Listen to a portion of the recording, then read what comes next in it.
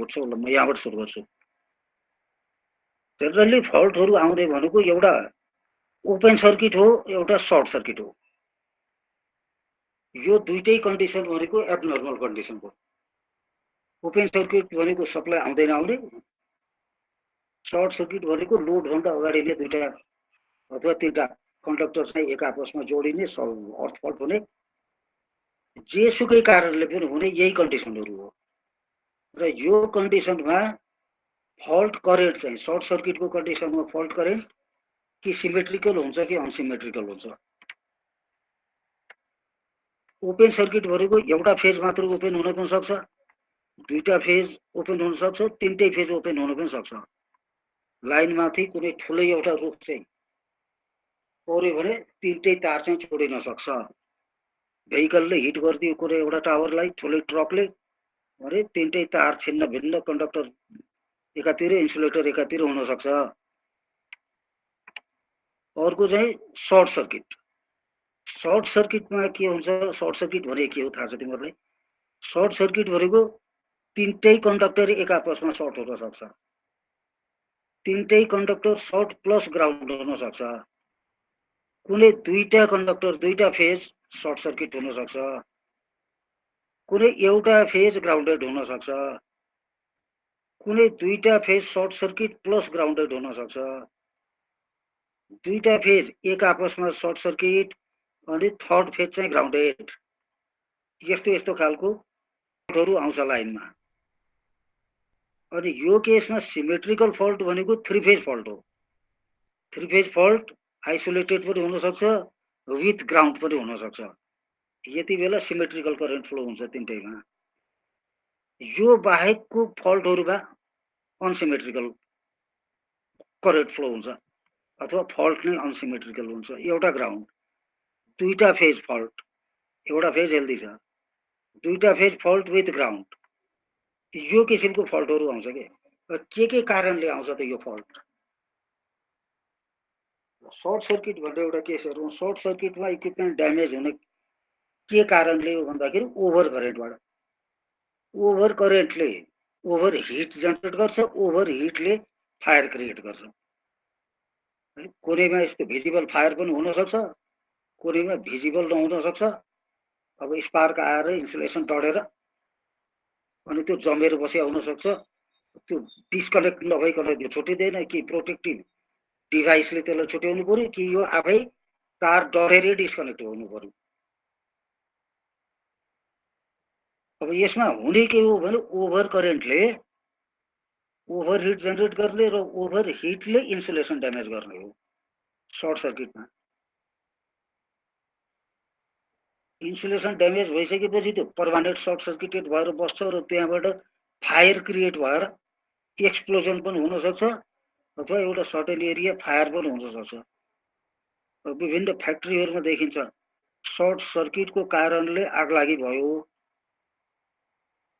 भन्ने कुराहरु फ्याक्ट्रीहरुमा प्राय हुन्छ यो विशेष गरेर यो चाहिँ यो र मेटेरियलहरु अथवा रेडी प्रोडक्ट राखेको ठाउँमै आगो लाग्ने इक्विपमेन्टमा लागेको आगो त्यो सर्ट सर्किट त्यो फायर चाहिँ त्यो प्रोडक्टमा गएर अथवा र मेटेरियलमा कपडा कारखाना कागज कारखाना चिनी कारखाना यस्तोमा धेरै आगलागी हुन्छ अब यो कारण चाहिँ सर्ट सर्किटले हिट जेनेरेट गर्ने अनि हिटले फायर क्रिएट गर्ने सेम टाइम हिटले इन्सुलेसन पनि ड्यामेज गर्ने त्यही भएर यो कुनै पनि इक्विपमेन्टहरुलाई ओभर हिटिङबाट हामीले बचाउनु पर्छ के ओभर हिटिङबाट बचाउनको लागि जेनेरेटरलाई स्पेशल कुलिङको व्यवस्था गरिन्छ ट्रान्सफर्मरलाई कुलिङको व्यवस्था गरिन्छ मोटरलाई कुलिङको व्यवस्था गरिन्छ केबलहरुलाई कुलिङको व्यवस्था गरिन्छ कारण नै यही हो रेटेड करेन्ट फ्लो भएको कन्डिसनमा पनि ओभर हिट हुन सक्छ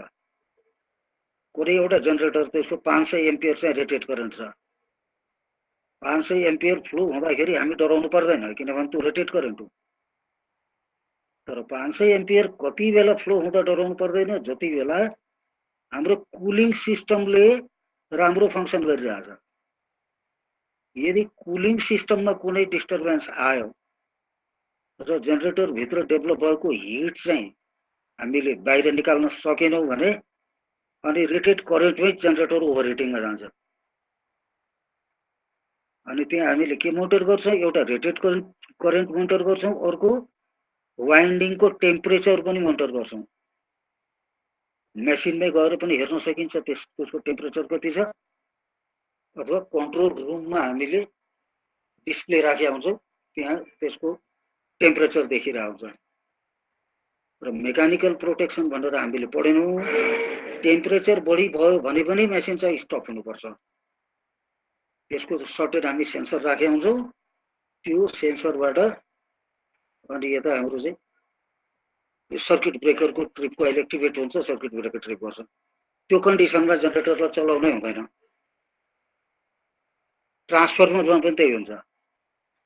यदि तेलको लेभल डाउन भयो ट्रान्सफर्मरको भने वाइन्डिङको जुन तेलमा नडुबेको पार्ट हुन्छ त्यो पार्ट चाहिँ ओभरहिटिङ हुन्छ र ओभरहिटिङले त्यसको इन्सुलेसन चाहिँ ड्यामेज भएर अनि सर्ट सर्किट हुन सक्छ। त्यहाँ सर्ट सर्किटले फल्ट क्रिएट गर्ने भनेको कारणै त्यही हो क्या।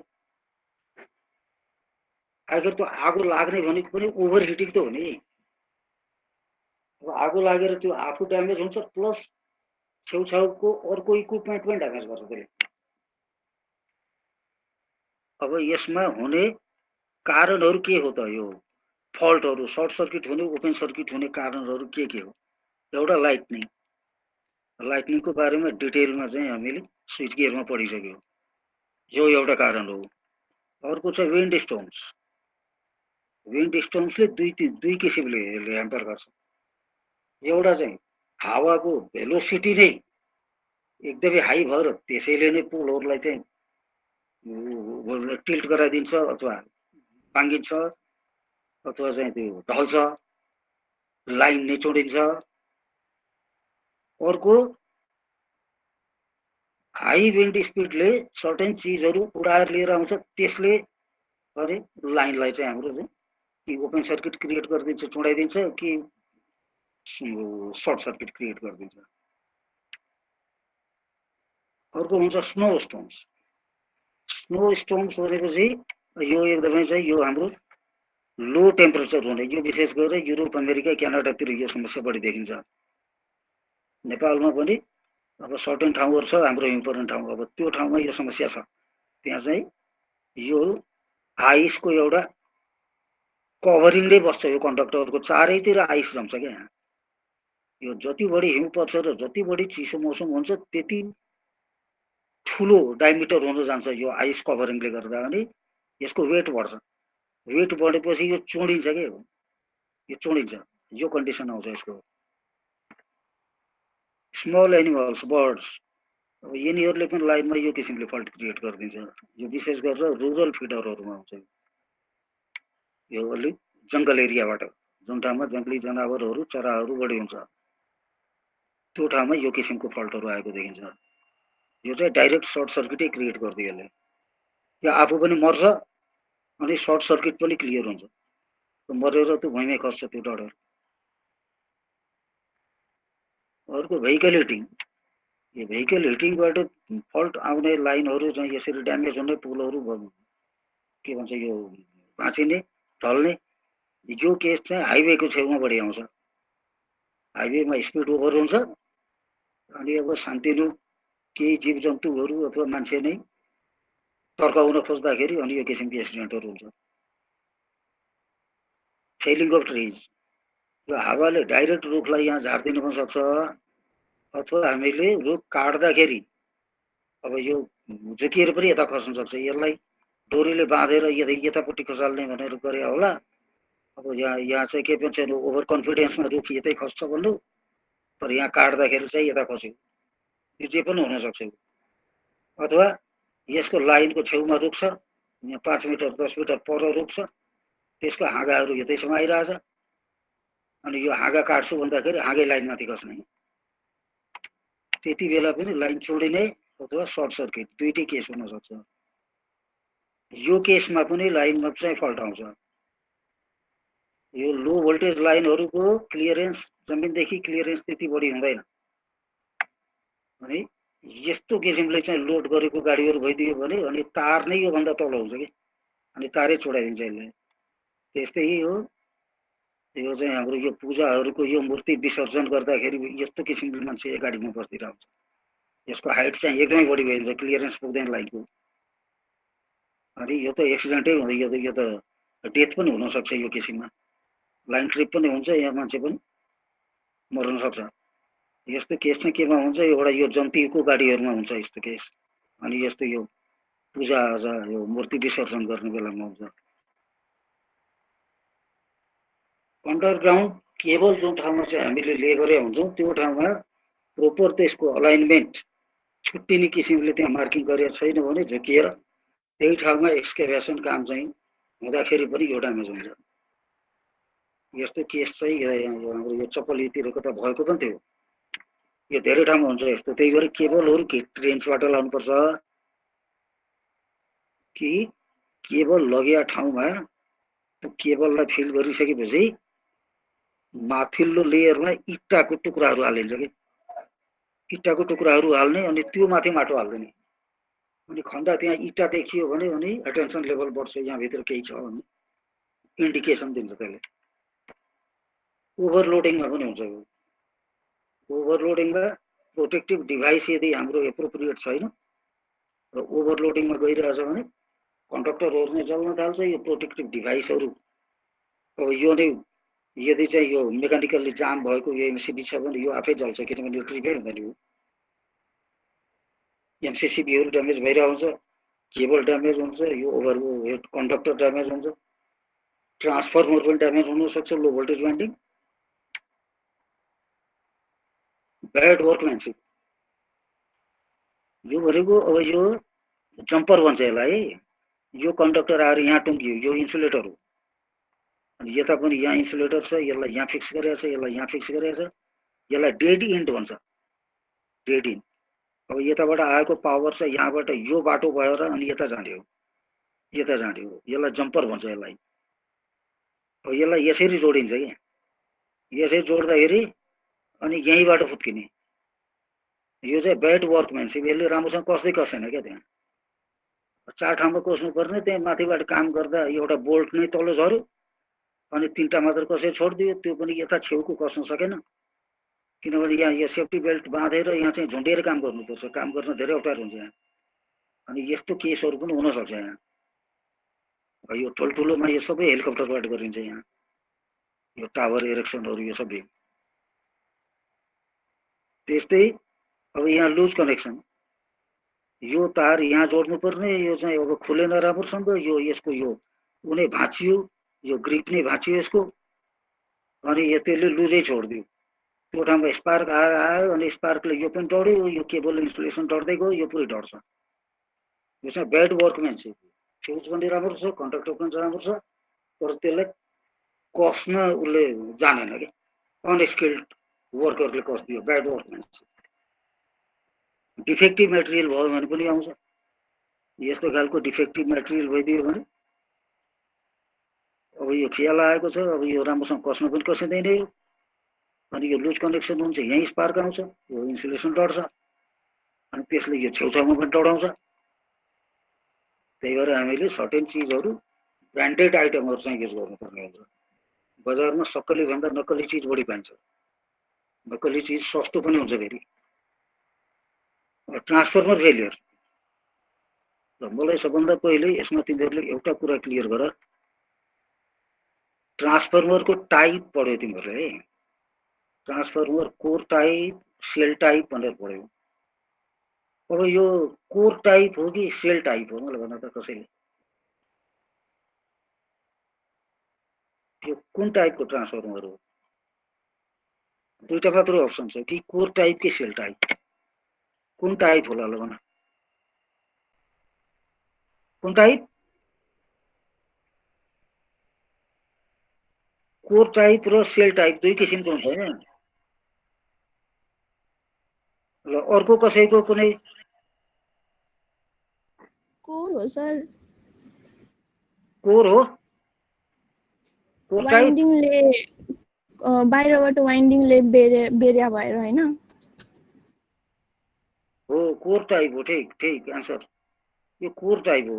सेल टाइपमा कस्तो हुन्छ, सेल टाइपमा यो कोर यहाँ पनि आएको हुन्छ कि यता पनि कोर आएको हुन्छ। कोरले वाइन्डिङलाई घेरे हुन्छ, यसमा वाइन्डिङले कोरलाई घेरे हुन्छ।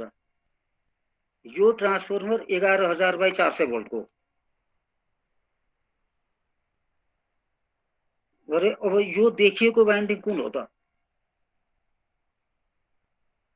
यो आउटर वाइन्डिङ हो। यो ट्रान्सफर्मरले 11,000 भोल्टलाई 400 भोल्ट बनाउने हो। अब यो तीनटा ढिक्का भनेको R phase, Y phase, B फेजको तीनटाको वाइन्डिङ हो यो। तर यहाँ दुईटा वाइन्डिङ हुनु पर्यो नि त, हाई भोल्टेज र लो भोल्टेज। अब यो हाई भोल्टेज र लो भोल्टेज दुईटै यहाँ देखिरहेछ कि यो हाई भोल्टेज हो कि यो लो भोल्टेज हो? तीनटा अप्सन छ। ल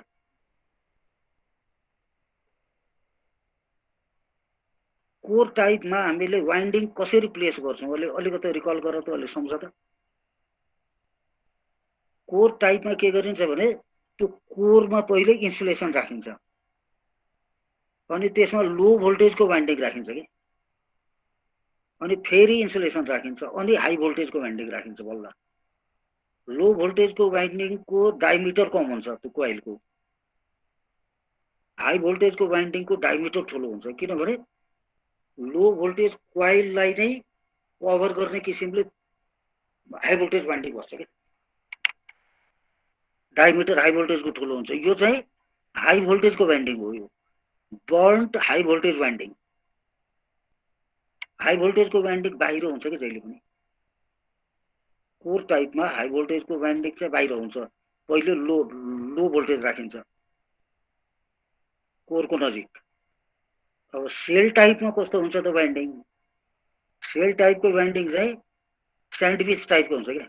यहाँ लो भोल्टेज वाइन्डिङ गऱ्यो, अनि फेरि हाई भोल्टेज वाइन्डिङ गऱ्यो, फेरि लो भोल्टेज वाइन्डिङ गऱ्यो, फेरि हाई भोल्टेज वाइन्डिङ गऱ्यो, सबै कोरको कन्ट्याक्टमा हुन्छ तिनीहरू। तर यसमा हाई भोल्टेजको वाइन्डिङ लो भोल्टेज वाइन्डिङ पछि हुन्छ कि, लो भोल्टेज वाइन्डिङ मात्रै कोरको डाइरेक्ट कन्ट्याक्टमा हुन्छ, बिचमा इन्सुलेसन हुन्छ। र यो ट्रान्सफर्मरमा बढी हुने फल्ट भनेको यही फल्ट हो, हाई भोल्टेज वाइन्डिङ ड्यामेज हुन्छ यसको। यसको कारण चाहिँ लाइटनिङ हो। लाइटनिङ किनभने 400 भोल्टको लाइनमा लाइटनिङ पर्ने चान्स एकदमै कम हुन्छ, किन होचो हुन्छ त्यो। 11,000 भोल्टको लाइन माथि हुन्छ, 400 भोल्टको लाइन तल हुन्छ, अनि 11,000 भोल्टमा लाइटनिङ पर्ने चान्सेस बढी हुन्छ। त्यसले गर्दा हामीले ट्रान्सफर्मरलाई 11,000/400 भोल्टको ट्रान्सफर्मर बचाउनलाई, लाइटनिङबाट बचाउनलाई हामीले एउटा लाइटनिङ एरेस्टर राख्छौँ। ट्रान्सफर्मर जुन पोलमा राखिन्छ नि, त्यो पोलमा सबभन्दा माथि लाइटनिङ एरेस्टर राखिन्छ, अनि ड्रप आउट फ्युज राखिन्छ,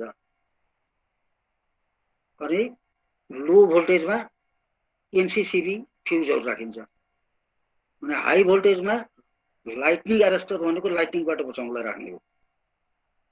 त्यसपछि अर्को रड ग्याप भनेर पनि राखेको हुन्छ ट्रान्सफर्मरको, त्यो पनि तिमीहरूले स्विच गेयरमा पढायो होला। रड ग्याप भनेर राखेको हुन्छ, त्यो पनि लाइटनिङबाट बचाउनलाई राखेको हो। त्यो बाहिरको बडीमा राखेको हुन्छ कि त्यो, यो त भित्री पार्ट देखेर छौँ हामीले। यो चाहिँ लाइटनिङबाट जलेको ट्रान्सफर्मरको वाइन्डिङ हो। र यो वाइन्डिङ चाहिँ यही राखेर तार बेरिँदैन के हो, यो क्वाइल बनाइन्छ यता सेपरेट, यता मेसिनबाट यो क्वाइलहरू बनाउँछ। अनि यो त एउटै भोल्टेजको वाइन्डिङ हो, यो एउटै सिङ्गै क्वाइल होइन कि, फेरि यो टुक्रा टुक्रा छ। यो एउटा क्वाइल बनायो, यो अर्को, यो एउटा, यो एउटा, यो ल यहाँ 6वटा छ। यहाँ 6वटा क्वाइल यता बनाउने, सर्टेन नम्बर अफ टर्न्सको, अनि एउटा एउटा क्वाइल यहाँ इन्सर्ट गर्ने, अनि त्यसपछि यिनीहरूको यसको टर्मिनल जोड्ने के, सोल्डरिङ गरेर जोडिन्छ यसलाई, सोल्डरिङ गरेर यो जोड्ने, अनि त्यसपछि यसलाई कनेक्सन चाहिँ के कनेक्सन गर्ने हो। डिस्ट्रिब्युसन ट्रान्सफर्मरको 11 केबी कुन कनेक्सनमा हुन्छ भने 11,000/400 भोल्टको ट्रान्सफर्मरको 11,000 भोल्टको साइडको वाइन्डिङ कुन कनेक्सनमा जोड्ने, स्टार कि डेल्टा? 11,000 भोल्टको साइड हो। यसलाई जोड्नु पर्यो नि त। यहाँ यो कोइल राखिसकेपछि कनेक्सन दुईटा मात्रै छ कि डेल्टा हो कि स्टार हो? कुन कनेक्सन होला ल भन? मैले पनि भनिसकेको छु तिमीले, कसैले भन ल।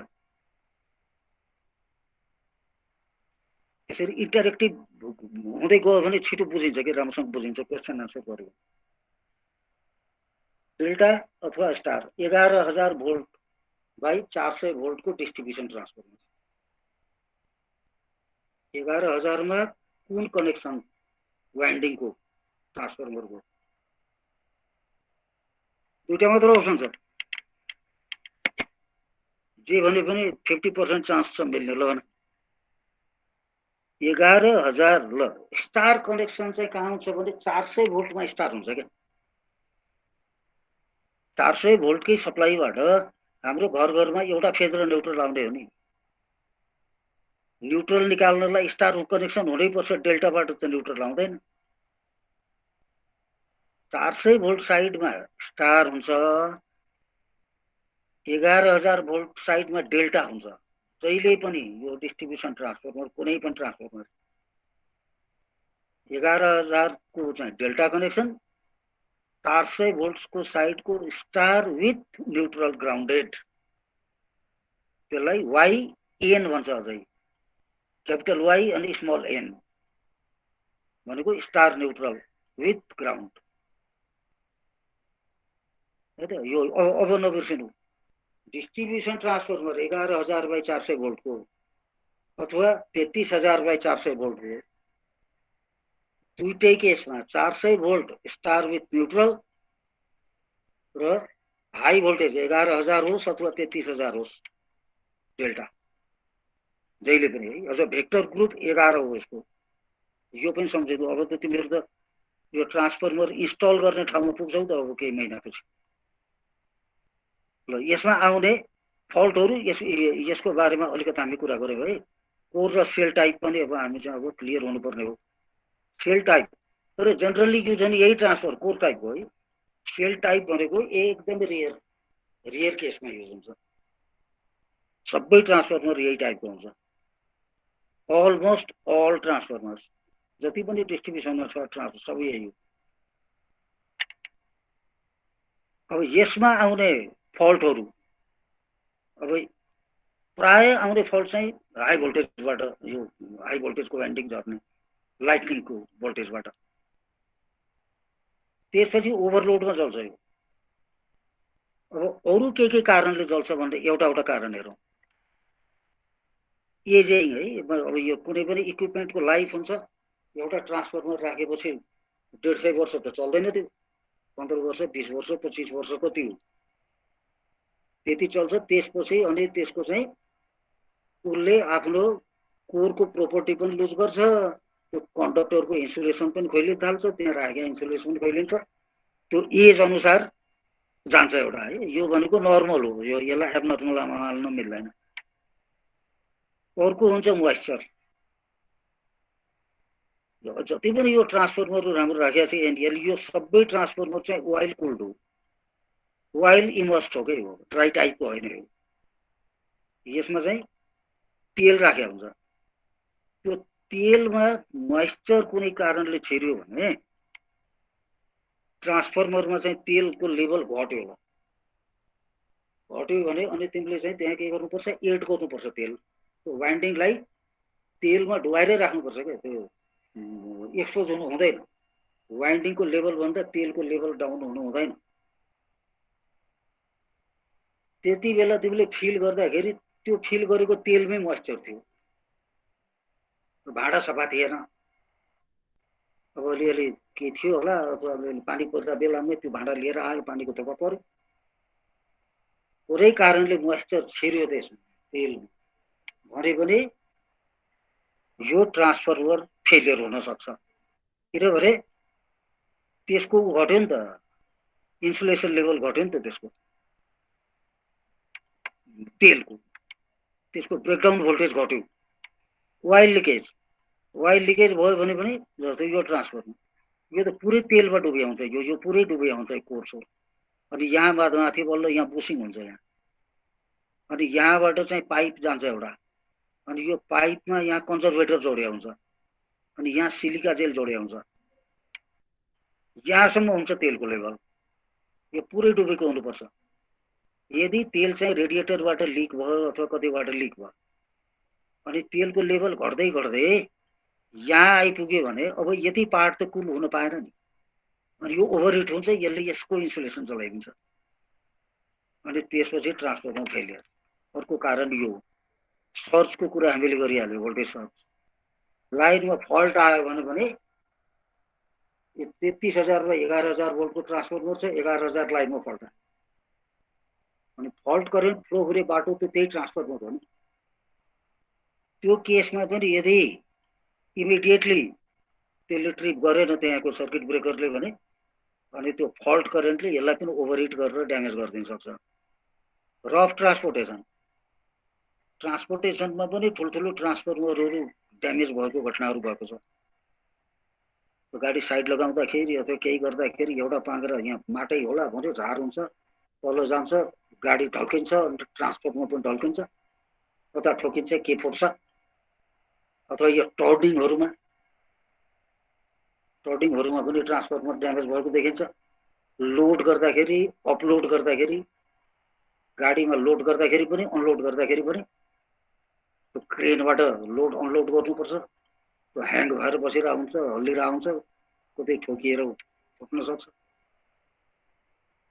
रुरल एरियामा चाहिँ ट्र्याक्टरमा ट्रान्सपोर्ट गर्नुपर्छ यो ट्रान्सफर्मर, बाटो नराम्रो हुन्छ, त्यो ठाउँमा रफ बाटोमा त्यो जम्पिङ हुँदाखेरि भाइब्रेसनले पनि त्यो ड्यामेज हुन्छ।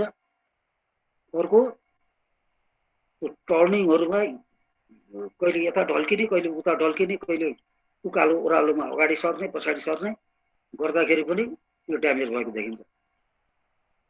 अनि यसलाई के गर्नुपर्छ, प्रोपरली त्यसको ट्रलीमा बाँध्नुपर्छ चारैतिरबाट, त्यो कतै पनि हल्लिन पाउँदैन कि, कुनै डाइरेक्सनमा टिल्ट हुन पाउँदैन त्यो। अनि त्यो बाँध्ने पनि स्पेसल किसिमले बाँध्नुपर्छ त्यसलाई। र सर्टेन यो ठुल्ठुलो कम्पनीहरूमा त्यसको चाहिँ यो सेफ्टी इन्सपेक्टर नै भनेर राखेको हुन्छ यो कन्स्ट्रक्सन साइटहरू। उसले हेरेर ल ठिक छ, यसले यो ट्रान्सफर्मर अथवा यो अरू कुनै पनि इक्विपमेन्ट यसले गरेको ठिक छ भनेपछि बल्ल उसले अनि गेट पास दिन्छ भने बल्ल गाडी गाड्न सक्नुहुन्छ। तर यो सानसानोमा हुँदैन, सानसानोमा हामीले नै यसलाई केयरटेकिङ गर्नुपर्छ। सेफ्टी इन्सपेक्टर पनि इन्जिनियर नै हो त्यहाँको। ब्याड लोडिङ, यो लोडिङ भनेको इलेक्ट्रिकल लोडिङ है, त्यसमा चाहिँ त्यसको रेटेड क्यापासिटी भन्दा बढी करेन्ट फ्लो हुन थाल्यो भने त्यो ड्यामेज हुन सक्छ, ओभरलोडिङ भयो भने। अर्को के हुन सक्छ भने अनब्यालेन्स लोड, 6 kVA को ट्रान्सफर्मर एउटा वाइन्डिङमा 50 kVA, अर्कोमा 30 kVA, अर्कोमा 20 kVA। 50 kVA 100 kVA भनेको त्यो ढिकालले दिने होइन नि त, त्यो एउटा वाइन्डिङले दिने हो, इक्वली सेयर गर्ने हो तिनटै वाइन्डिङले, क्यापासिटी इक्वल हो। तर हामीले एउटामा 200 वटा घर जोडिदियो एउटा फेजमा, अर्को फेजमा 100 वटा घर, अर्कोमा 50 वटा घर भने यो 200 घरवालालाई त्यो ओभरलोड भयो नि त। यसमा बढी करेन्ट फ्लो भइरहेको हुन्छ, अर्कोमा कम करेन्ट, अर्कोमा अझै कम, अनि यसले ड्यामेज गरिदिन्छ, त्यो फेजको वाइन्डिङले ड्यामेज गरिदिन्छ। ब्याड वर्कम्यानसिप, ट्रान्सफर्मरको वाइन्डिङ गर्दाखेरि प्रोपर इन्सुलेसन राखेको हुनु पर्यो। अनि त्यसपछि गएर त्यो कोइल राख्दाखेरि पनि त्यो कतै नघोटिने किसिमले राख्नु पर्यो, उसको इन्सुलेसन फैलिनु भएन। त्यसको जोइन्ट गर्दाखेरि पनि त्यो हल्का ट्रान्सपोर्टेसनकै भाइब्रेसनले जोइन्ट फुत्किने भएन। उतापट्टि हामी ट्याप चेन्जरमा लग्या हुन्छौँ, फेरि विभिन्न ठाउँबाट ट्याप निकालेर, अब तिनीहरूको कनेक्सन पनि एकदमै राम्रोसँग गरेको हुनु पर्यो, त्यो छुट्टिनु भएन। त्यो छुट्टियो भने त्यहीँबाट सर्ट सर्किट भइदिन्छ। तेल फिलिङ एकदमै राम्रोसँग गर्नु पर्यो, त्यसलाई ड्राई एकदमै राम्रोसँग गर्नु पर्यो, मोइस्चर छिर्नु भएन। यो सबै चिज राम्रो भएर पनि स्किल्ड म्यान पावरले गरेको हुनुपर्छ कि यो कामहरू, होइन भने एक ठाउँमा मात्रै इन्सुलेसन चाहिँ खोलियो भने त्यही अर्थ फल्ट भइदिन्छ त। अरू सबै ठाउँमा ठिक छ, 1 mm मात्र इन्सुलेसन खोलियो, त्यहीबाट चाहिँ प्रब्लम सुरु हुन्छ। त्यसपछि पुरै वाइन्डिङ चाहिँ रिप्लेस गर्नुपर्ने हुन्छ। पुवर क्वालिटी भने त यो हुनै भएन कहीँ पनि। अब लाइनमा आउने फल्टहरू हामीले सुरुमा हेरेको फल्टहरू यिनीहरू नै हो, त्यो सबै लाइनमा आउने फल्टहरू हो। अर्को फल्ट के हुन सक्छ भने एचसीएसआर touches crossarm due to bad tie between conductor and insulator. लाइनमा हेर्नु त पिन इन्सुलेटर भएको ठाउँमा पिन इन्सुलेटरमा कन्डक्टरलाई फिक्स गर्ने त्यहाँ एउटा घाट बनाएको हुन्छ, तर त्यहाँ बाँध्नुपर्छ कि हामीले तारले बाँध्नुपर्छ त्यसलाई। अब तारले बाँधेकै चाहिँ एकदमै लुज भयो भने त्यो कन्डक्टर चाहिँ त्यो तल क्रसआरमा खसेर आउँछ, हावामा जल्दिरहेको, त्यो अवस्था हुनु भएन, त्यो पनि फल्ट नै हो। Open circuit due to jumper disconnection, यो फोटो नै हेऱ्यौँ हामीले। स्पार्कको बारेमा हामीले कुरा गरिहाल्यो। अब हाम्रो घरको सकेट र प्लग पनि राम्रोसँग फिक्स भएन भने त्यहाँ चट आवाज आइरहेको हुन्छ, स्पार्क आइरहेको हुन्छ। त्यो जति बढी स्पार्क आइरहेको छ त्यति त्यो अझै लुज हुन्छ क्या, त्यति त्यो मेटेरियल खिइरहेछ नि त, घटिरहेछ। म्यानमेड इन्सुलेटर ड्यामेज, यो भनेको हाम्रो स्कुल पढ्ने बच्चाहरू यिनीहरूले पनि अब इन्टेन्सनली ढुङ्गा हानेर कम्पिटिसन गरेर फटाउने हुन्छ यो इन्सुलेटरहरू गाउँघरतिर। गोठालाहरू हुन्छ गुलेलीले हान्दैन। Wind rifle, bird, snakes, squirrel, यसको पनि फोटोग्राफीहरू हामीले। लाइटनिङ भइहाल्यो, पोल फलिङ भयो, fire in cables, bad protection, केबललाई ओभरलोड भइसक्यो तर प्रोटेक्सनले कुनै ट्रिप नै गर्दैन भने त्यही करेन्ट फ्लो भइरहेछ अनि केबल नै जल्छ। Overloading, poor accuracy of relays, एउटा रिलेको एकुरेसी पुवर, अर्को रिले सेटिङ चाहिँ एप्रोप्रिएट भएन भने पनि हुन्छ। पुवर क्वालिटी अफ हार्डवेयर, बजारमा सक्कली भन्दा नक्कली सामान बढी पाइन्छ, त्यही सस्तो हुन्छ त्यही बढी बिक्छ। पुवर अर्थिङ, भनेको हामीले अर्थिङ गर्ने भनेको ड्राई सिजनमा हो है। ड्राई सिजनमा हामीले अर्थिङ, ड्राई सिजन भनेको चैत वैशाख, एकदमै सुक्खा मौसम, त्यो बेलामा अर्थिङको रेजिस्टेन्स डिस्ट्रिब्युसन ट्रान्सफर्मरको 5 ओम चाहिँ मेन्टेन हुनुपर्छ। सुक्खा मौसममा 5 ओम छ भने यो बर्खामा त त्यो 1 ओम 0.5 ओममा पुगिरहन्छ, त्यो जति कम भयो त्यति राम्रो हो। त्यो तर त्यसै सुक्खा ठाउँ छ, अब त्यो ठाउँमा कतैबाट पानीको सोर्स छेउछाउबाट बगिरहेको थियो, पानीको सोर्स पनि त्यहाँ हराइसक्यो, त्यही तल कुनै एक्सकाभेसन गरिदियो, कुनै बाटो खनिदियो, अलिअलि भएको पानी पनि जम्मी यता छेउबाट जाम्ला, त्यो झन् सुक्खा हुन्छ त्यो ठाउँ। अनि त्यति बेला लाइटनिङ एरेस्टरको सर्च ग्राउन्ड हुन पाउँदैन क्या त्यो अर्थिङबाट, अनि त्यो ट्रान्सफर्मरतिर डाइभर्ट हुन्छ। लाइटनिङ एरेस्टर त छ तर ग्राउन्डको कनेक्सन नै भएन नि त उसँग। त्यही भएर यो अर्थिङ पनि हामीले चेक गर्नुपर्छ र यसलाई मेन्टेन उसमा भ्यालुमा राख्नुपर्छ। कन्डक्टरको बिचको स्पेसिङ पनि सफिसियन्ट हुनुपर्छ, यो थोरै भयो भने पनि अलिकति हावा चल्यो भने पनि त्यो जोडिन सक्छ। लाइन रुट, अब यो चाहिँ लाइनको मुनि त कुनै चिज हुनै हुँदैन, रुख बिरुवाहरू झाडीहरूसम्म हुन सक्छ जुन अग्लो हुँदैन, तर रुखहरू चाहिँ यसको मुनि हुँदैन। छेउमा भएको रुखको पनि हाँगाहरू बढेर लाइनसम्म आएको हुनु हुँदैन। यो चाहिँ हाम्रो कजहरू। अब यसको प्रोटेक्सन अघिल्लै सेमेस्टरमा हामीले पढिसकेका छौँ। अब अर्को एउटा टपिक छ इन्भेन्ट्री म्यानेजमेन्ट है। आज यो दुईटा टपिक गर्छौँ अनि अर्को क्लास चाहिँ हाम्रो लास्ट हुन्छ र अर्को क्लासको बारेमा यहाँ यो सबै भएको बेलामा कुरा गरौँ।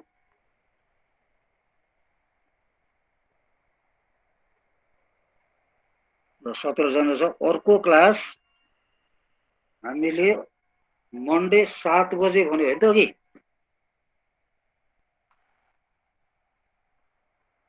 इन्भेन्ट्री भनेको के हो भने स्टक हो।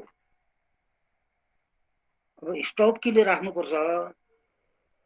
पहिले हामी जति पनि कुरा गरिरहेको छौँ, लाइनमा फल्ट आउँछ, इन्सुलेटर ड्यामेज हुन्छ, तार चुँडिन्छ, ट्रान्सफर्मर जल्छ, यो चिजहरू भयो भने हामीले तुरुन्तै त्यसलाई मेन्टेन गर्नु पर्यो नि त। फेरि यता कन्ज्युमरलाई सप्लाई त सकेसम्म छिटो रिस्टोर गर्नु पर्यो। ट्रान्सफर्मर जल्यो भने अर्को ट्रान्सफर्मर ल्याएर राख्नु पर्यो। तार चोडियो काम लाग्नेछ भने त अर्को टुक्रा ल्याएर जोड्न सकिएला, होइन भने त सेक्सनै फेर्नु पर्ला। पोल नै अब भाँचियो भने अर्को पोल ल्याएर फेर्नु पर्ला। फ्युज हुँदै अब हाम्रो एमसिबी नै ड्यामेज भयो, त्यही नै जल्यो, अब अर्को नयाँ एमसिबी ल्याएर रिप्लेस गर्नु पर्ला। केबल जल्यो, अर्को नयाँ केबल राख्नु पर्ला। यसको लागि हामीले के गर्नु पर्यो भने सर्टेन चिजहरू स्टकमा जगेडा राख्नु पर्यो नि त हामीले। त्यही चिज भनेको इन्भेन्ट्री म्यानेजमेन्ट हो।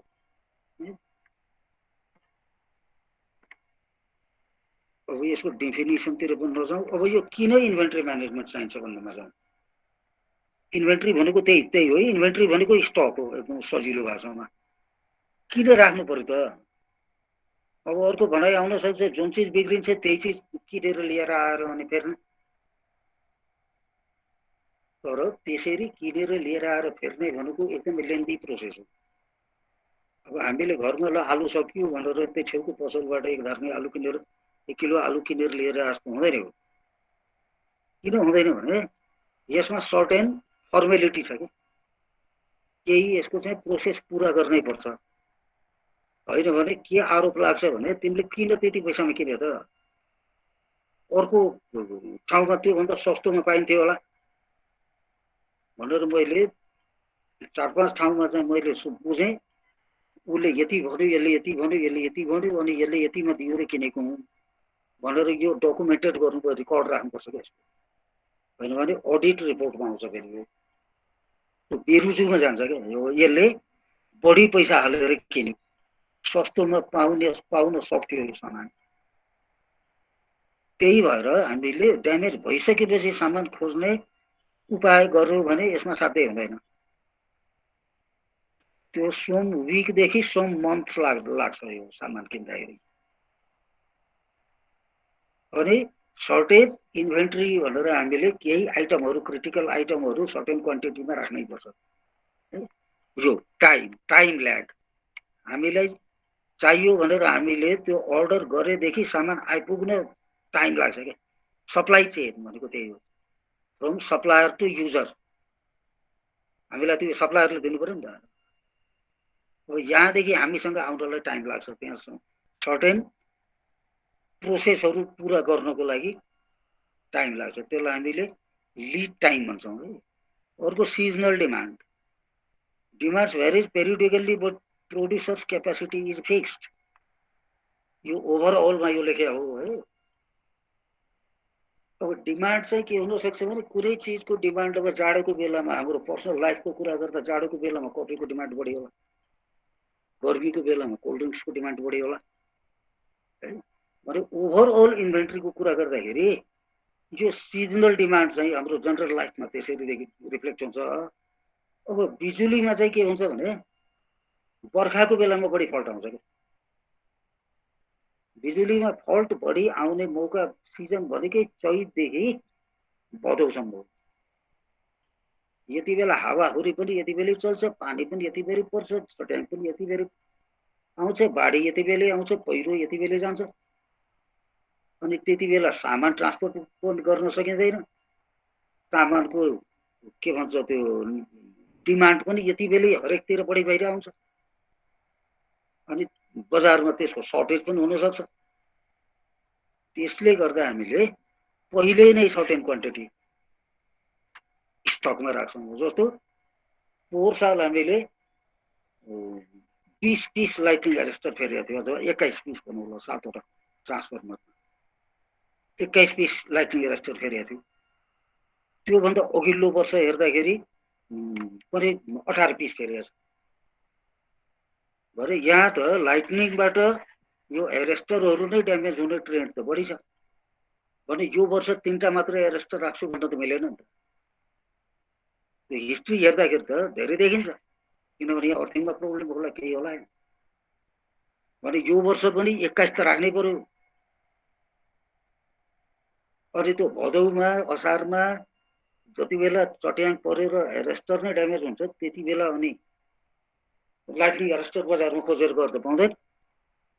अनसर्टेनिटी, यो धेरै किसिमको अनसर्टेनिटी हुन्छ। एउटा चाहिँ सामानै नपाउन सक्छ, चारैतिर त्यसको डिमान्ड बढी भएर, अथवा अब अरू कुनै कारणले अब मार्केटमै स्ट्राइक भइरहेको होला, सप्लायरकै स्ट्राइक भइरहेको होला, डिलरहरू स्ट्राइकमा होला, अथवा ट्रान्सपोर्टर स्ट्राइकमा होला, अथवा बाटै चाहिँ कतै चाहिँ ब्लक भएको होला, बाढीले पुलै बगाएको होला। अनसर्टेनिटी, धेरै किसिमको अनसर्टेनिटी छ। त्यसको लागि पनि यो सर्टेन चिज चाहिँ हामीले स्टक राख्नुपर्छ। र थोरै सामान किन्दाखेरि महँगो पर्छ, धेरै किन्दा सस्तोमा पाइन्छ, डिलर रेटमा पाइन्छ। Economies of scale, appreciation in value. अब हरेक चिजको भ्यालु कति बेला बढी हुन्छ भने जब त्यसको डिमान्ड बढ्यो। अनि त्यो फ्लक्चुएसनबाट हामी जोगिनको लागि हामीलाई वर्षभरिमा यति सामान चाहिन्छ भनेर हाम्रो अगाडिको 5 वर्ष 10 वर्षको इतिहासले देखाइरहेछ भने यो वर्ष पनि चाहिन्छ त भनेर पहिल्यै किनिराख्ने त बजारको फ्लक्चुएसनलाई हामीलाई केही पनि फरक पर्दैन। अब इन्भेन्ट्रीमा एउटा कुरा के छ भने तिमीले ल ठिक छ, मसँग यहाँ चाहिँ 100 किसिमको आइटमहरू चाहिँ युजमा छ, 100 किसिमकै आइटम इन्भेन्ट्रीमा राख्छु भन्न पनि पाइँदैन कि फेरि। किनभने त्यसको फेलियर रेट हेर्नु पर्यो क्या, अगाडिको ट्रेन्ड एनालाइसिस भन्छ त्यसलाई। अगाडिको फेलियर रेट हेरेर अनि त्यसको रेफरेन्स लिएर अनि अब जति एक्सपान्सन भएको छ तिम्रो नेटवर्कमा, 4 सालभन्दा तिमीले 5वटा ट्रान्सफर्मर अहिले थपिदियो, 50 किलोमिटर नयाँ लाइन पनि थप्यो भने अब स्टकको क्वान्टिटी बढ्न सक्छ कि तिम्रो 4 सालको भन्दा। ट्रेन्ड एनालाइसिस हेर्ने, कुन चिजको खपत चाहिँ त्यहाँ बढी भइरहेछ, त्यो चिजहरूको क्रिटिकलिटी अनुसार अनि ल मैले 5 लाखको भन्दा इन्भेन्ट्री राख्न पाउँदिनँ भन्यो भने अब के राख्नु त 5 लाखभित्र। अनि त्यसको ऱ्याङ्किङ गर्दै जाने कि सबभन्दा पहिले लाइटिङ एरेस्टर पर्ला, त्यसपछि एमसिसिबी पर्ला, त्यसपछि केही नम्बर पोल पर्ला, केही किलोमिटर कन्डक्टर पर्ला, केही यो फ्युजहरू पर्ला, इनर्जी मिटरहरू त पर्न नै भयो। त्यसपछि अब अरू के चिज छ तिम्रो, ट्रान्सफर्मर तेल पर्ला, क्ल्याम्पहरू पर्ला, इन्सुलेटरहरू पर्ला। त्यो अनुसार अनि त्यो इन्भेन्ट्रीलाई म्यानेज गर्नु पर्यो क्या, त्यो बजेटको सिलिङ अनुसार। तिम्रो 10 करोडको नेटवर्क छ, तिमीले चाहिँ काम गर्ने ठाउँको टोटल एसेट, अनि त्यसमा मैले 1 करोडको इन्भेन्ट्री राख्छु भन्यो भने पाइँदैन, दिँदैन। एसेटको यति पर्सेन्टेजको इन्भेन्ट्री राख भन्ने त्यस्तो हार्ड एन्ड फास्ट रुल पनि हुँदैन। यो चाहिँ हामीले ट्रेन्ड हेर्ने अनि अब प्रेडिक्सन गर्ने कि के हुन सक्ला अब अहिलेसम्मको अवस्था। अनि त्यो अनुसार त्यो सिलिङ भित्र बसेर इन्भेन्ट्री राख्नुपर्छ। अब इलेक्ट्रिक युटिलिटीमा युज हुने चिजहरू के हो त ल, डिस्ट्रिब्युसनमा है, pole and accessories, pole stay sets, conductor and accessories. Conductor चाहिहाल्यो, यो 2 किसिमको हुन्छ, एसएसआर र केबल। अब यसलाई फिक्स गर्नको लागि क्रस आर्म चाहियो, इन्सुलेटर चाहियो, क्ल्याम्प चाहियो, केबल सू चाहियो, एभ्रिथिङ। प्रोटेक्टिभ डिभाइसहरू राखेका हुन्छ हामीले, 11 केबी 33 केबीको हाम्रो सब स्टेसन छ भने त्यहाँ सर्किट ब्रेकर हुन्छ, लाइटनिङ एरेस्टर हुन्छ, MCCB, fuse, relay, control cable, metering devices, different टाइपको मिटरहरू राखेका हुन्छ हामीले त्यहाँ। अनि सिटिपिटी पनि हुन्छ हाई भोल्टेज मिटरिङको लागि। ट्रान्सफर्मर यो पनि धेरै किसिमको हुन्छ, 11,000 बाई 400 भोल्ट, तर केभीए कुनै 25 को छ, कुनै 50 को छ, कुनै 100 को छ, कुनै 200 को छ, कुनै सिंगल फेज को छ, कुनै 3 फेज को छ। डिफ्रेन्ट क्यापासिटी र डिफ्रेन्ट टाइपको ट्रान्सफर्मर हुन्छ हामीसँग। यो सबैलाई चाहिने यो तेल हुन्छ, तेलको लेभल कुनै कारणले घट्यो, लिकेज भयो, केही भयो, त्यहाँ तेल फिल गरेर राख्नुपर्छ। अब सर्टेन अब हाम्रो चाहिँ केही मोटरहरू पनि त्यहाँ छ भने त्यसको पनि मेन्टेनेन्स गर्नुपर्ने होला। केबलहरू छ भने केबलको जोइन्टहरू गर्नुपर्ने होला। Insulation paper, varnish, super enamelled wire, यो वाइन्डिङ गर्ने तारहरू सुपर इनामेल्ड वायर भनेको। Insulation tester, megger, earth resistance tester, fuse operating rod, safety belt, helmet, winding machine, अब के छ के हामीसँग त्यहाँ। अब यिनीहरूको इन्भेन्ट्री कस्तो राख्ने, कति राख्ने के कुनै चिज, यो कसरी हेरिन्छ भने ट्रान्सफर्मर तेल अघिल्लो वर्ष कति लिटर खपत भयो, 1000 लिटरै खपत भयो अघिल्लो वर्ष। अरे 1000 लिटर सकिएपछि माग्ने भनेकै हो, किनभने त्यो बिचमा कुनै ट्रान्सफर्मरमा तेल फिल गर्ने बेला भइसक्यो हुनसक्छ। 1000 लिटर घटेर 700 के भन्छ 300 लिटरमा आइपुग्यो। 700 लिटर कन्ज्युम भएपछि 300 लिटर बाँकी नै छ, तर म त्यति बेला अर्डर गर्छु। किनभने अर्डर गरेको आज बिहान अर्डर गरे बेलुका त आइपुग्दैन। त्यो आउने बेलासम्म 300 पनि घटेर 100 लिटर पुग्ला। तर 100 लिटर पुग्दा अथवा 50 लिटर पुग्दाखेरि त्यो तेल चाहिँ आइपुग्छ भन्ने हामीलाई थाहा हुन्छ कि उसले सप्लाईको टाइम दिएको हुन्छ। त्यो सकिएपछि अर्डर गर्न थाल्यो भने अनि मिल्दैन, अनि चाहिँ त्यो एक्सिडेन्टै हुन्छ, त्यो ट्रान्सफर्मर ड्यामेजै हुन्छ। त्यस्तै फ्युजहरू, यो डिस्ट्रिब्युसन ट्रान्सफर्मरमा राख्ने 11 केबीको फ्युज, त्यो पनि फ्रिक्वेन्टली चेन्ज गरिराख्नुपर्छ। त्यो चाहिँ पोहोर साल हामीले मानौँ 300 पिस युज गर्यौँ भने यो वर्ष हामीले के गर्नु पर्यो, ल 300 पिस हाम्रो स्टकमा छ, 300 पिस घटेर 50 पिसमा पुगेपछि अनि 300 पिसकै अर्डर गर्नु पर्यो कि अब। किनभने 50 पिस घटेर त्यो 5-7 पिसमा आइपुग्दा अनि बल्ल यो सामान आइपुग्छ, तुरुन्तै आउँदैन। इन्सुलेटरहरू हुनसक्छ, अथवा अब अरू के हुन्छ, क्ल्याम्पहरू हुनसक्छ, यो केबल सुहरू हुनसक्छ।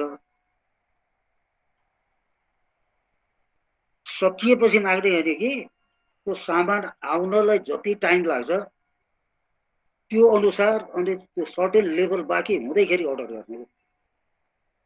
अब यो केले यसलाई इम्प्याक्ट पार्छ त इन्भेन्ट्रीलाई।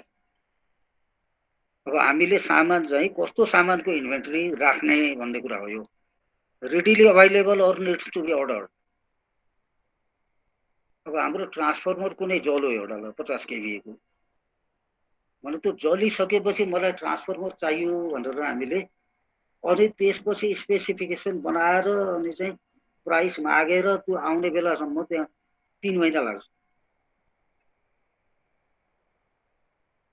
त्यो रेडिली अभाइलेबल हुँदैन क्या। त्यो हामीले भनेपछि कहीँ कहीँ त्यस्तै झोकिएर बाँकी होला, होइन भने हुँदैन।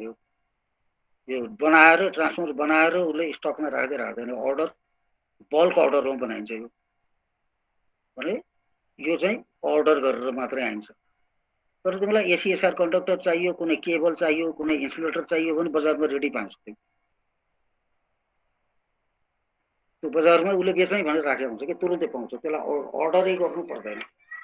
अर्डर भनेको फ्याक्ट्रीमा अर्डर गर्नु पर्दैन भने। अब त्यस्तो सामानहरूको इन्भेन्ट्री राख्नु पर्यो, available locally or at external market. जस्तो काठमाडौँको लोकल भनेको त यो त हाम्रो नेसनल मार्केटै हो नि। काठमाडौँमा इजिली हामीले त्यो सामान चाहिँ ड्यामेज भइसकेपछि पसलबाट इमर्जेन्सीमा किनेर पनि चलाउन सक्छौँ सानोतिनो आइटमहरू। अथवा यहाँ धेरै ब्रान्चहरू छ, एउटा शाखामा चाहिँ कुनै चाहिँ समस्या आयो, तर यहाँ मिन भवन के भन्छ हाम्रो यो बानेश्वरको डिस्ट्रिब्युसनमा समस्या आयो, तर यतापट्टि हाम्रो यो कुलेश्वरको डिस्ट्रिब्युसनसँग त्यो चिज चाहिँ छ भने उसले उसँग सापट लिन सक्छ क्या। त्यो अनि उसको आइसकेपछि उसले यसलाई फिर्ता गर्छ। तर उहाँ बझाङ जिल्लामा भएको डिस्ट्रिब्युसनको इन्जिनियरले त्यहाँ कोसँग लिने, त्यसले उसको त न त्यहाँ बजारमा त्यो चिज पाउँछ, न अर्को नजिकमा कुनै शाखा छ। लोकल्ली त उसले केही पनि पाउँदैन। उसको लागि एक्सटर्नल मार्केट भनेकै महेन्द्रनगर होला, धनगढी होला, नेपालगञ्ज होला भने ऊ चाहिँ एकदम सानोतिनोको पनि इन्भेन्ट्री उस कहाँ बढी हुनु पर्यो यहाँको भन्दा। फाउन्ड अन रिटेल सेल और निड्स बल्क पर्चेज, खुद्रा किन्न पाउँछ कि पाउँदैन। खुद्रा किन्न नपाउने सामानहरू हुन्छन्, जस्तो यो एसीएसआर कन्डक्टर मलाई 10 मिटर ल्याऊ 20 मिटर ल्याऊ भनेर दिँदैन कसैले, उसलाई यति किलोमिटर चाहियो भने मात्र दिन्छ उसले। इनर्जी मिटरहरू यो बजारमा पाउने यो सब मिटर हो, यो यिनीहरू कुनै एकुरेसीको ठेगाना हुँदैन। एनडिएले घर घरमा जुन मिटर जोड्छ नि त्यो मिटरहरू भनेको एकदमै हाई एकुरेसीको त्यो ब्रान्डेड कम्पनीको मिटरहरू हो। त्यो कम्पनीले मलाई 100 पिस ल्याऊ भनेर दिँदैन कि, उसँग हजारौं पिस अर्डर गर्नुपर्छ एकैपल्ट। अनि तिमीले भने अनुसारको डिजाइनमा त्यसले बनाउँछ त्यो मिटर। त्यो मिटरमै उसले चाहिँ यो property of Nepal electricity authority यताउता दुनियाँ लेखेर चापेर पठाइदिन्छ। त्यसको लागि बल्क पर्चेज गर्नुपर्छ, त्यो रिटेल सेलमा पनि पाइँदैन। अनि एकैपल्ट 2-3 वर्षलाई पुग्ने मिटर मगाइन्छ। ब्रान्डेड आइटम चाहिने हो कि अथवा बजारमा पाइने जुनसुकैले रिप्लेस गरे हुन्छ। ब्रान्डेड आइटम चाहिने कहाँ हुन्छ, इनर्जी मिटर अनि यो विभिन्न किसिमको टेम्परेचर सेन्सरहरू अनि यो रिलेहरू। अब यिनीहरू भनेको ब्रान्डेड आइटमै चाहियो। यसमा कस्तो किसिमको गर्न सकिन्छ, रिले नै भनेर हामीले स्पेयर त राख्दैनौँ, तर ठिक छ ल 10वटा रिले एउटै किसिमको छ, एउटा स्पेयर राखौँ भन्न सकिएला। होइन भने जहाँबाट यो रिले लिएको हामीलाई कुनै पनि बेला रिले चाहियो भने तिमीले दिनुपर्छ। यो बाई एयर नै ल्याउँ केही फरक पर्दैन, किनभने एउटा रिलेले 1 घन्टामै लाखौं रुपियाँ त लस गरेर आउँछ। एउटा जेनेरेटरै चलिरहेको हुँदैन, एउटा पावर ट्रान्सफर्मर नै आउट अफ सर्भिस भइरहेको हुन्छ। कन्जम्सन लो छ कि हाई छ, हाई कन्जम्सन भएको चिज छ भने त्यसको इन्भेन्ट्री राख्नु पर्यो र लेभल पनि हाई राख्नु पर्यो। एकदमै लो छ भने ठिक छ, अब त्यो यो इन्भेन्ट्री नराखौँ। यो चाहियो भने अनि सेन्ट्रल स्टोरबाट ल्याउँला, 2-3 दिन लाग्ला, केही फरक पर्दैन। कस्ट अफ द आइटम, स्टोरमा सामान पढै छ 5 वर्ष भइसक्यो, त्यो सामान निस्केकै छैन त्यहाँबाट, अनि अडिटरले ठुलो क्वेसन चाहिँ त्यहाँ निकाल्छ, यत्रो वर्षदेखि यो स्टोरमै पडिरहेछ, किन यो सामान इन्भेन्ट्रीमा राखेको थियो। यो इन्भेन्ट्रीमा राख्ने क्रिटिकल आइटमको लिस्ट नै मिलेन भन्छ उसले।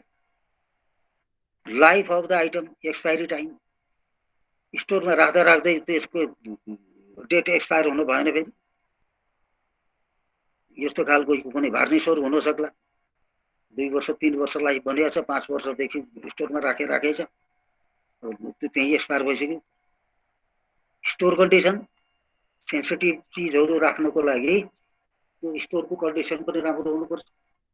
त्यहाँ माकुराको जालो लगाइरहेछ पऱ्यो, त्यहाँ विभिन्न किरा फट्याङ्ग्राहरू हिँडिरहेछ, त्यो पुरै मोइस्चर छ, पानी चुहिरहेछ, त्यस्तो ठाउँमा लगेर रिले राखिरहेछ, त्यो पनि गर्नु हुँदैन। No more production of the items, technology एकदमै फास्ट चेन्ज भइरहेछ। अब आजभन्दा 5 वर्ष अगाडि युज गरेको चिज आज पाउँदैन, त्योभन्दा अर्को एडभान्स फर्ममा आइसक्यो। अब सर्किट ब्रेकरहरू भनेको चाहिँ मिनिमम ओइल सर्किट ब्रेकर भनेको आजभन्दा 15-20 वर्ष अगाडि नै रिप्लेस भइसक्यो, यो अब्सोलेट भइसक्यो, बनाउन छोडिसक्यो। तर कुरैले 5-7 वर्ष अगाडिसम्म चलाइरहेको थियो त्यो ब्रेकर। अनि उनीहरूले के गर्थ्यो भने जुन ठाउँमा त्यो मिनिमम ओइल सर्किट ब्रेकर छ उसले रिप्लेस गर्दैछ भने त्यो सबै ब्रेकर मलाई ल्याऊ, किनभने त्यसैको पार्ट्स चाहिँ यसले युज गर्छ कि। अब अहिले पनि छ पुरानो मोडेलको जापानिज गाडीहरूको स्पेयर पार्ट्स बजारमा किन्नै पाउँदैन, अनि त्यो चाहियो भने किन्न पाइने ठाउँ भनेको कबाडी हो। कबाडीले पुरै गाडी नै किन्छ, तर उसलाई थाहा हुन्छ कुन पार्ट्सको इम्पोर्टेन्स कहिले आउँछ, कबाडीमा गएर किन्नुपर्छ त्यो पार्ट। गाडी कबाडीमा बेच्यो भन्नुको मतलब त्यसको सबै पार्ट कबाड त भएको हुँदैन नि।